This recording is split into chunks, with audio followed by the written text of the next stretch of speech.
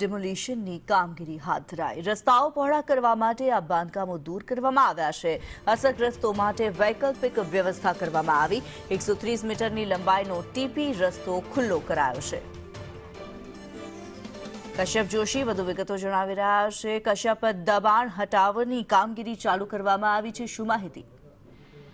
વેજલપુર ખાતે 9 મીટર અને અન્ય એક જે 18 મીટર પહોળાઈવાળા જે રોડ હતા ને રોડ ઉપર જે દબાણ કરવામાં આવ્યા હતા તે તમામ દબાણો છે તે આજે કોર્પોરેશન દ્વારા દૂર કરવાની કામગીરી છે તે હાથ ધરવામાં આવી હતી। તે પૈકી 2010 પહેલેથી જે લોકો અહીં વસવાટ કરતા હતા તે પૈકીના 72 પરિવારો છે તેને વેજલપુર કૃષ્ણધામ આવાસ છે ત્યાં મકાનની ફાળવણી પણ કરવામાં આવી છે। આમ શહેરના માર્ગો જે છે તે પહોળા કરવા માટે છે અને સમયાંતરે મહાનગરપાલિકા દ્વારા આ પ્રકારે ડિમોલેશનની કામગીરી કરવામાં આવી હતી। ત્યારે આજે જોધપુર, વેજલપુર અને સરખેજ વિસ્તારમાં ડિમોલેશનની કામગીરી કોર્પોરેશન દ્વારા કરાઈ હતી।